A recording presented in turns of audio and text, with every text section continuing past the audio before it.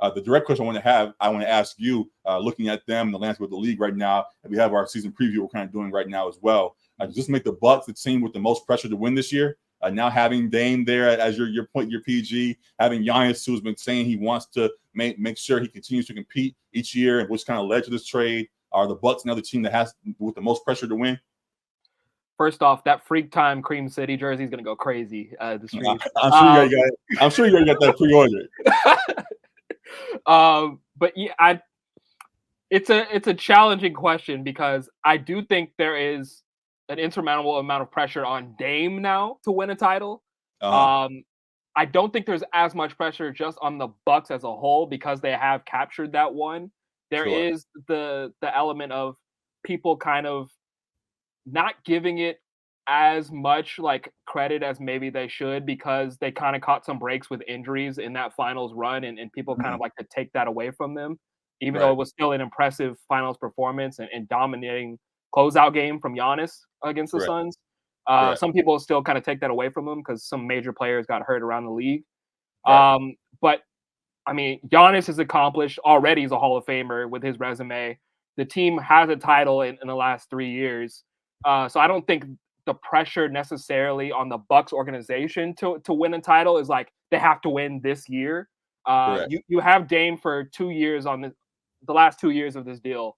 So in this window, I would say if they don't win a title in this 2-year window, I would say it would probably be a failure in Milwaukee's eyes. But I don't think immediately, just right now, this season, the pressure is on them to win or bust, because I do think we've seen it. History has shown us that even as talented as these players can be, when you put them together, it still takes a little bit of time for things to mesh 100%.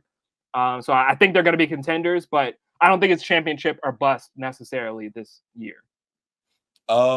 I disagree in that the Bucks kind of already had that pressure to get back to get another title. I'm seeing how great Giannis is, seeing him as an all-world talent. People view him as now the best player in the league, or debatably the best player in the league. People that saw this Bucks squad, a team that we didn't think would just win one championship with Giannis and just be happy, just getting close to it going forward. They thought this would be a team.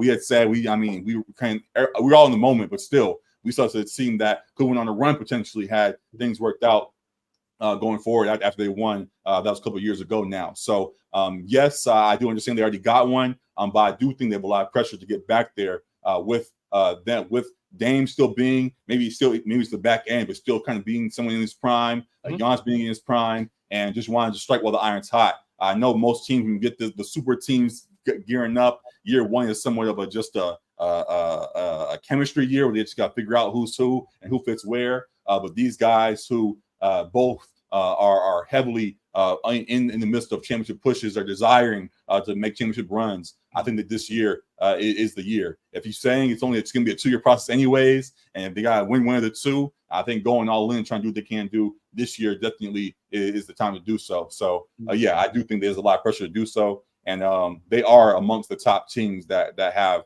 the most pressure to get it done. So, yeah, I think they are. I think they're the favorite in the East immediately, honestly. I mean, the Celtics are still right there. The Sixers have question marks with Harden being on the trade market potentially. Miami, of course, is going to hang around, but I think they immediately leapfrog to the favorite in the East. I think the championship odds or the Eastern Conference odds reflect that. So by that metric, like if they don't make it to the finals, I think that's probably going to be viewed as a failure. Like we expect them to be competing for a championship. But yeah, I would say it's not, if they don't win this year necessarily, like I think they'll have a shot in this window of time with them as a duo to get another championship for Milwaukee. Got it. Yeah, we shall see how that plays. I guess expanding beyond that, of the teams that haven't won yet. Yeah, I definitely do think there are a few other squads that have a ton of pressure. The Celtics surely are right there. The Sixers surely are right there. The Suns, of course, with what they just put together, and I'll pull them even pull them up right now. Having their dynamic trio there for sure have a lot of eyes on them, as they're a team that got there and fell short versus the Bucks. Yeah, I think they definitely of the squads that haven't got it done yet. have the most pressure. But yeah, excited to see how that plays. You want to add to that? Who you think of the teams that haven't won recently that are being put together have the most pressure to win this year? Yeah, honestly, I would say the Suns are right up there just because they Uh-huh. created that super team and have KD, who's I don't think you could say he's in his prime anymore, but he's still playing like an MVP candidate when he's on the Sure. floor. And then two elite scorers in Bradley Beal and Devin Booker. So with them being so top heavy, having those three superstars, you expect them to be competing for a title. So I think the pressure is going to be on them, and they've been knocked out of early rounds in the last couple seasons. So pressure is high on them. I think also the Clippers, who we'll talk about a little bit, like I think this is maybe it's not championship or bust because they haven't even got there yet, but if they don't make a deep run, I think they're gonna have to move on from Kawhi and PG. They're going into this year healthy, finally. So I think there's gonna be we'll have a deeper Clippers talk, but I as much as I fully understand that because those two are supposed to be great talents there, and there's supposed to be a lot of pressure on them. I don't know, for whatever reason, I guess because we're here in LA and see more of what's going on behind the scenes a little bit. Like, I don't even think, like, yes, they want to win, of course, but knowing about the stadium being built and all those little backstory stuff going on, like, they don't seem like a team that, like, needs a championship. Like, there's not pressure on them. Like, they just want to have a good season and see them and make a good run. And they're kind of in the transition phase. I think the fans would disagree heavily with that. Okay, then maybe I'm seeing things wrong, but like, yes, they need to win, yeah, because obviously we see who the guys are.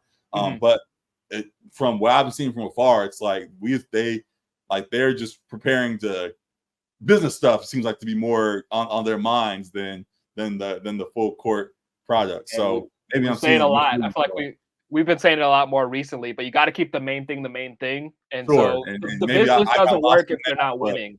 Yeah. I don't make excuses for them. They still need to produce support. That's still that, to your point, is the main thing. But I just see there's a lot of conversation about all the other stuff going on around them too. So we'll see how it plays out, and we'll have more of a Clippers conversation later on. But back to our main thing here. It's looking forward to what's going to be going on with this Bucks squad. Looking forward to see how it's going to influence our Lakers and our Clippers squads here in LA, and excited for all to come in the NBA season. So.